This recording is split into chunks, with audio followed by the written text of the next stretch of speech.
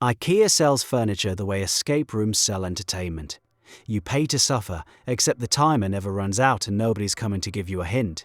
The average couple enters that blue and yellow warehouse holding hands.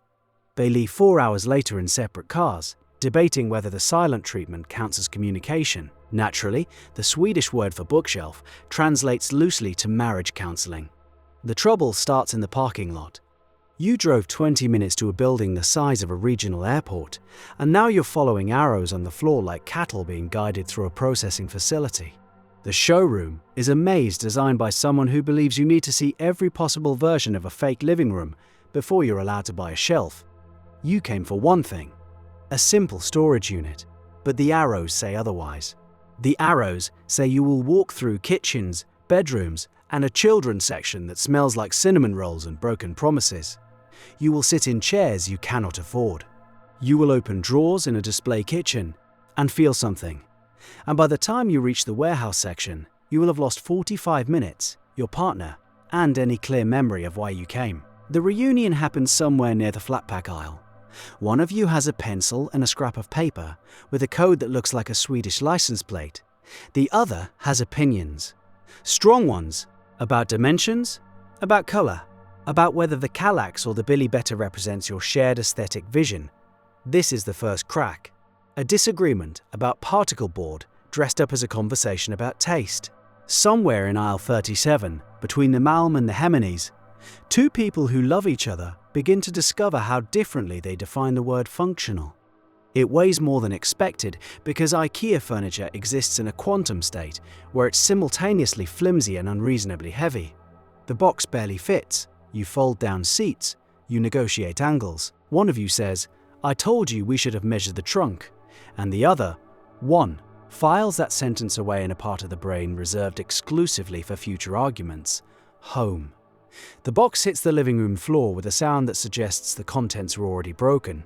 You slice the cardboard open and pull out the instruction booklet, which is a generous term for what is essentially a picture book starring a faceless cartoon man who appears to understand exactly what he's doing. You do not share his confidence. The cartoon man has no mouth, which is fitting, because he has nothing useful to say. He points at things. He holds an Allen wrench with the casual ease of someone who has never once questioned his place in the universe. Page 1 shows all the parts laid out in a grid. Clean. Organized. The parts in your living room look like the aftermath of a small furniture explosion. You find bag A. Good. Bag B. Fine. Bag C is missing. No, bag C was inside bag A. Already things are going sideways.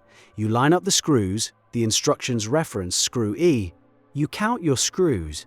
You have A, B, C, D, F, and something unlabeled that might be E or might be a manufacturing accident. You hold it up to the diagram. The diagram offers no scale reference. The cartoon man points at it with the same vacant enthusiasm he points at everything. You decide it's E. You are wrong, but you won't know that for another 90 minutes. Hour 1 is optimistic. You're reading ahead, sorting hardware, discussing strategy like two generals planning a campaign. There's even laughter. Someone makes a joke about Swedish engineering. The Allen wrench feels good in your hand. You are building something together. This is partnership. This is teamwork. This is the last moment of genuine cooperation you will experience for the next 4 hours. Hour 2 is where the instructions betray you. Step 7 shows two identical panels being attached in a way that seems physically impossible unless you have 3 hands or a cartoon man's apparent ability to exist outside the laws of physics. You rotate the panel, you flip it, you hold it against the frame and realize the pre-drilled holes are on the wrong side, which means either IKEA made a mistake or you've been building this thing backwards since step 3. You look at your partner. Your partner looks at the instructions. A silence settles over the room like snow on a battlefield. Hour 3. The communication breakdown. Someone suggests disassembling back to step 3. Someone else suggests that if we just followed the instructions properly the first time, we wouldn't be in this situation. The word properly does more structural damage than anything the Allen wrench has accomplished. Sentences get shorter. Responses get clipped. Hand me that. Which one? That one. There are 6. The one I'm pointing at. You're pointing at the wall. This is how it starts. Two people who once discussed their dreams over dinner are now arguing about which way a dowel faces. The neighbor pounds the wall around hour 3.5. Fair enough. You've been hammering wooden pegs into pre-drilled holes with the confidence of someone performing surgery with a mallet. The building's acoustics turn every tap into a thunderclap. You switch to pressing them in by hand, which doesn't work, so you use a shoe. Your partner watches you hammer IKEA furniture with a sneaker and says nothing.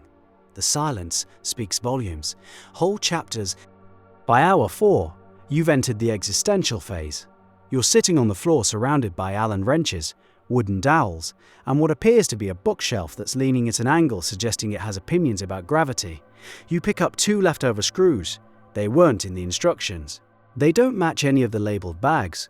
The booklet's final page shows a completed unit with a small illustration of a hand dropping extra screws into a bag, as if to say, these are just in case. Just in case of what? In case the structural integrity of this thing depends on fasteners that the instructions never told you to install. In case you need a physical reminder that you will never fully understand what just happened, you stare at the screws.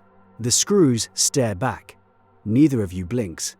Hour 5, you step back and realize the calyx is backwards. The finished side, the smooth side, the side that was supposed to face the room, that's against the wall. The raw, unfinished side with the visible staples and the cardboard backing is facing out, staring at you, mocking you. Your partner says, "We can just flip it around." You both know that flipping it around means disassembling half the unit. You both know that disassembling half the unit means repeating the exact sequence of events that nearly ended your relationship 20 minutes ago. You look at the wall. You look at the shelf. You say, "It adds character." Your partner doesn't argue. The war is over. Both sides lost. 3 in the morning. The shelf is up. Mostly. One cube is slightly wider than the others for reasons that will never be explained. The leftover screws sit in a small plastic bag on the kitchen counter, where they will remain for the next 3 years, migrating between junk drawers, serving as a permanent monument to something you refuse to examine too closely. You're sitting on the couch, not speaking, eating cereal, because no one had the energy to cook. The cartoon man in the booklet smiles from the recycling bin. He completed his shelf in 12 steps. It took you 37, plus 2 emotional breakdowns, 1 shoe hammer incident, and a neighbor who now hates you. People talk about what tests a relationship: long distance, finances, in-laws. Nobody mentions the Allen wrench. Nobody mentions the moment at 2 in the morning when you're holding a panel marked L in a position that only works if it's actually R, and your partner says, "Maybe try reading the instructions," in a tone that carries the weight of every minor grievance accumulated over the entire relationship. That's the real stress test. A $40 bookshelf and a wordless cartoon man who builds things perfectly on the first try, while you and the person you love most in the world can barely agree on which end is up. The shelf holds books now. It looks fine. Guests compliment it. You say thanks. You don't mention the 5 hours, the backward assembly, the shoe, the neighbor, the mysterious screws, the silence that lasted from hour 3 to the following Tuesday. You just nod and say, "Yeah, we built it together." And technically, that's true. You built it together the same way 2 countries build a peace treaty, through exhaustion, compromise, and the mutual understanding that the alternative was unthinkable. The calyx stands in your living room, quietly, holding its secrets and its extra screws, a monument to something that either made your relationship stronger or exposed exactly where the cracks were. You still haven't decided which.